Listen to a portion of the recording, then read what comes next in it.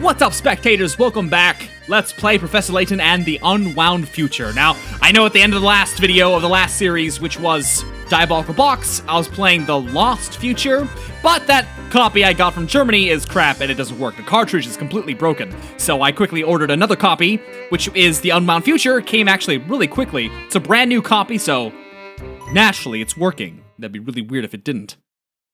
Enter my name. Oh, you know who it's gonna be. Welcome back, Carolyn, to another round of Professor Layton.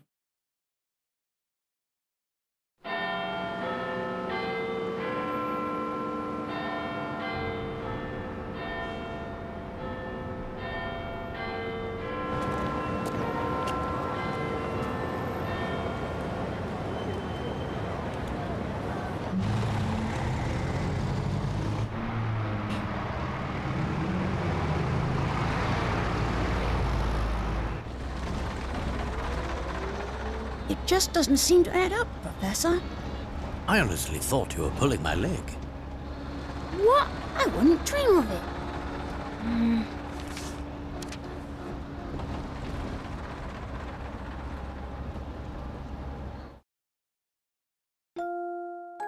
Professor, I hope this letter finds you well. As for me, I am in quite a predicament. You see, the London we know and love has been thrown into absolute chaos. To complicate matters, the calamity I speak of does not take place in your time. This may be difficult to believe, but I am writing to you from 10 years in the future. I know this is a lot to take in, but I'll explain it all soon. For now, I ask that you head to the clock shop on Midland Road in Baldwin. I look forward to seeing you again. Your student, Luke Triton. Strange as it sounds, it seems that the author of this letter is none other than your future self, Luke. From my future self? But how is that even possible? I don't know, but it does raise the question, if this letter is indeed authentic, how did it get here? By time-traveling postman? Just joking, of course. But on a more serious note, I think this mystery might be the oddest one we've ever encountered. Indeed. And even in the future, you seem to need my help in solving it. First of all, it's crazy they just assume, well, I suppose the only reasonable explanation is this is indeed a time-traveling you with this letter. That they just go, okay, that's gotta be it. And second, did you hear what he just said? Even in the future, you need my help, you loser. Can be quite a comfort in these uncertain times, my boy. I'm so glad you're consistently useless, Luke. Well, thank you, I suppose. But back to the main question. How do we know the letter is real? Well, we haven't much to go on yet. But I can't help but think that this strange occurrence is connected to the terrible events of last week.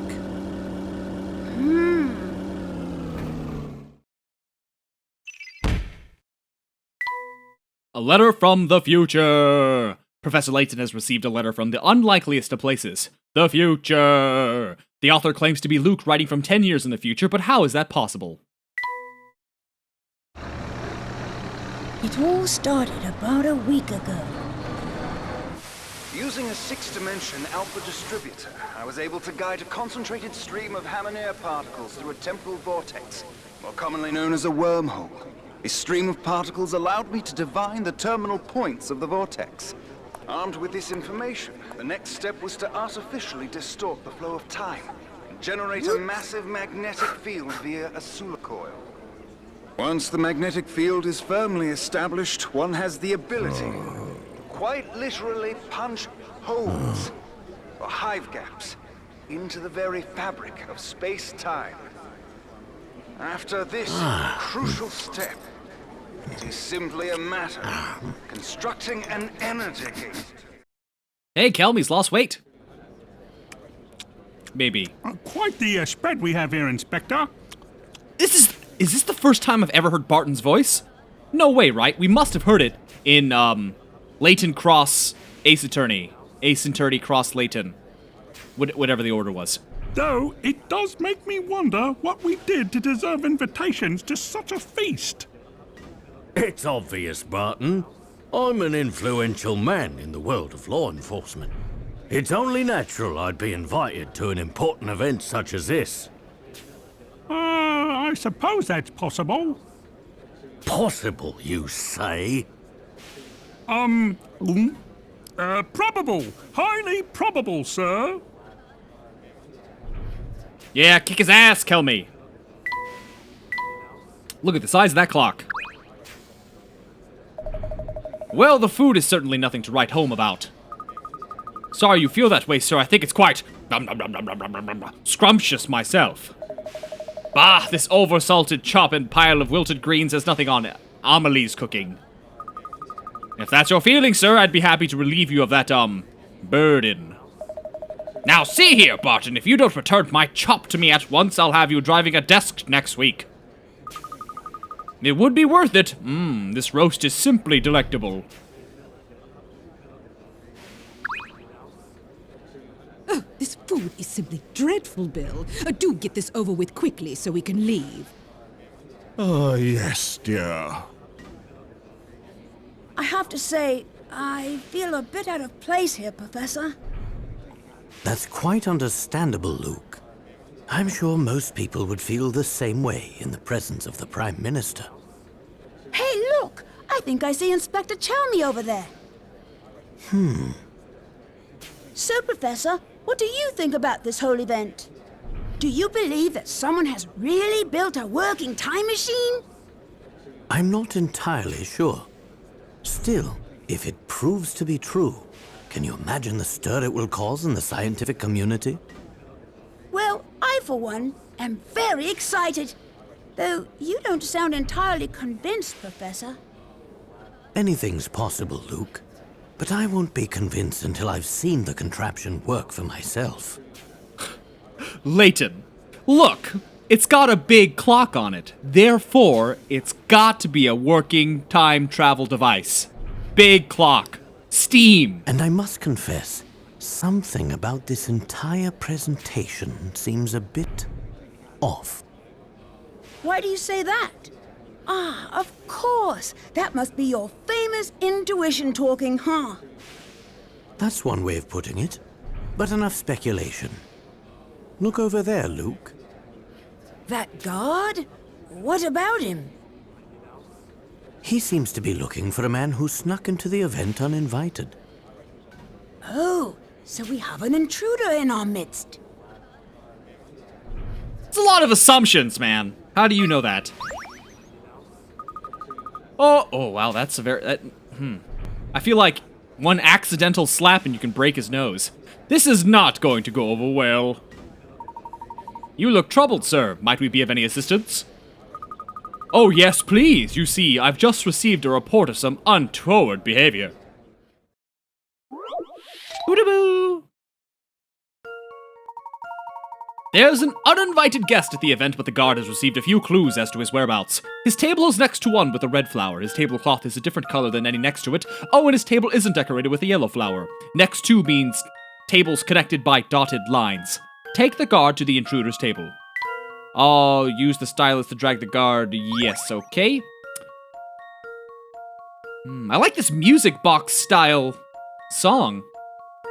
His table is next to one with a red flower. Let's circle all the red flowers. Red, red, red. All right. It's a different color than any next to it. So it can't be this one. Oh, wait. Sorry, hold on. Let's back it up again. Hold on. Back it up. How do I undo? Why would there be an undo feature? It's much too soon for fancy game mechanics like that. Okay. So we have red, red, red. So it's next to one of these. It can't be this one because this one is red. It can't be this one because this one is red. So this is an option. Let's see. His table isn't decorated with a yellow flower, so it's not that one. So it could be this one. Let's see. Is next to one with the red flower. Could be this one. No, it can't be that one because this one has a yellow flower. I shouldn't circle that, it's gonna be confusing. It could be this one. Nope, it can't because this one's a yellow one. It must be the one with the yellow tablecloth, I imagine. Yeah, that's... Yep, that's gotta be it. I mean, it could be this one.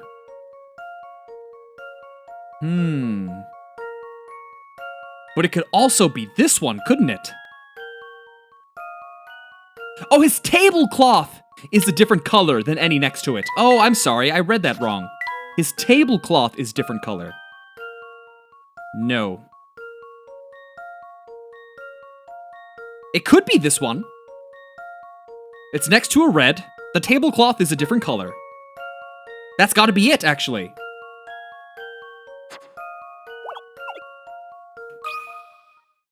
This one's as good as solved. Yeah. Phew, that's a relief. Good work, you found the party crasher. Now it's time to let the guard do his job. And kill him. Splendid work, my boy. Picker also points that blah, blah, blah. We know, we know. Thanks so much for your help. That fellow's mooching days are over. Did you see that, Professor? I just aided in the apprehension of a suspect. Look, the presentation's about to begin. Let's get back to our seats.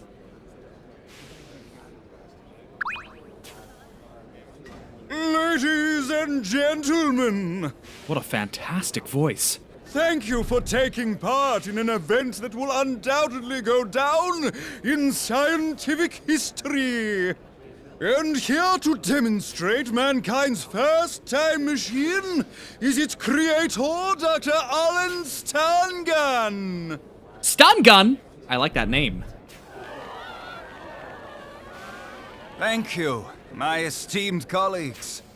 After years of research in the field of time travel, I'm pleased to share the fruits of my labor. In just a few short moments, I will be moving on to our scheduled demonstration. But first, I'm delighted to announce that Prime Minister Bill Hawks is in attendance today. As such, I have reserved a very special seat for our very special guest. Is he gonna assassinate him? Please, join me on stage, Prime Minister. No need to be shy. Yeah, he's gonna send him off to a different time. Here it comes. Is this thing real? What do you mean? I mean, is this contraption a genuine working time machine? Why don't you have a seat? See for yourself. Before we start, would you honor us with a few words, Prime Minister?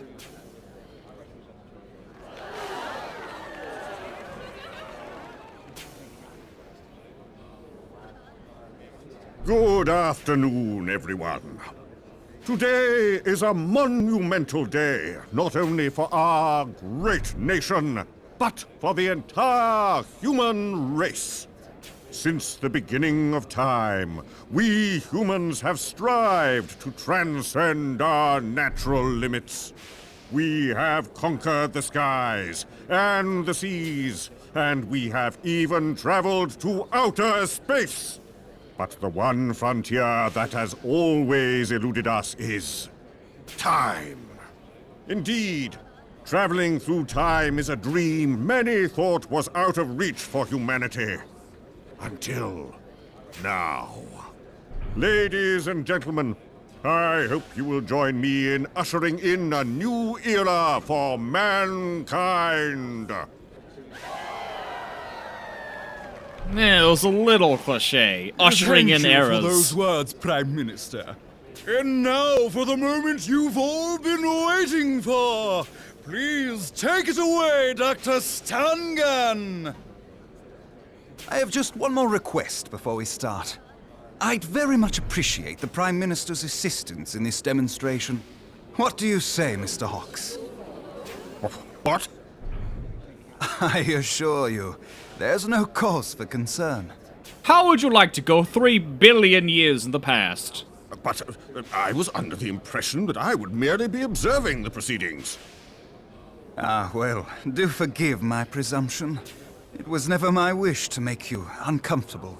I realize it's been some time since you traded in the hard sciences for the softer variety. Please, feel free to return to your seat, Prime Minister. Burn! Wait. What I mean to say is, of course I can assist you. Bill, have you lost your mind? Ah, that's the courage we've come to expect from our fearless leader. You have my thanks. And now, without further ado, I give you my time machine. Mr. Hawks, would you mind just stepping inside?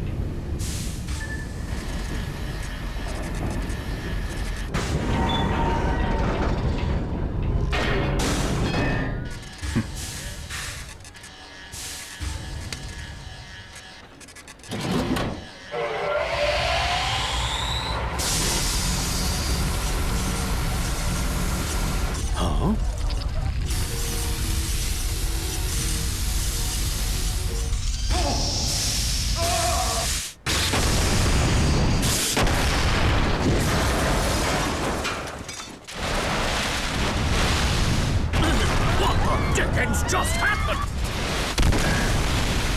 Something's gone very wrong. Looks fine to me. Oh, where is he? Someone find Bill! Ladies and gentlemen, please remain calm and refrain from panicking. This is chaos! The Prime Minister and Dr. Stungun have vanished. My word. That's it! My word. Time machine demonstration goes awry. So you think that what happened last week is somehow connected to this letter? Wait, maybe if the time machine was real, this letter is real too. I don't know about that, but these two elements aren't the only puzzling issues. Tell me, Luke, have you heard about the recent disappearances occurring here in London? Oh yes, I read about it in the paper. Some of London's greatest scientists have been mysteriously vanishing. Yes, and I can't shake the feeling that those disappearances are linked to this whole affair. In any case, it seems our best course of action is to head to the location mentioned in the letter. Good idea.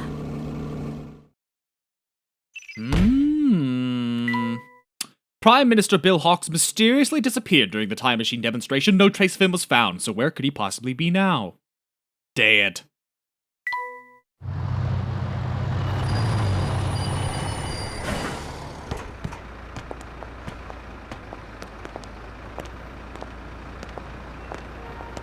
Following the clue in the letter, the professor and I set off.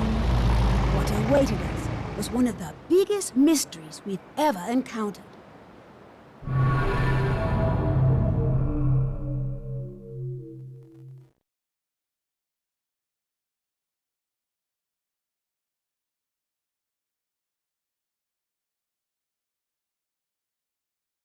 To my dear friend, Carolyn. Somehow, a single letter had made its way back through time. And the sender, strange as it sounds, was me. The future me, that is. Little did we know that this letter would draw us into the strangest of situations.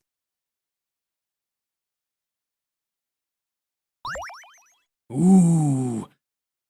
You know, this is actually a really good time to end the video because it's been 19 minutes and 50 seconds. So why don't we do that? We can end the video here. It's sort of cliffhanger-y, but not really because it's kind of like a new chapter is about to begin.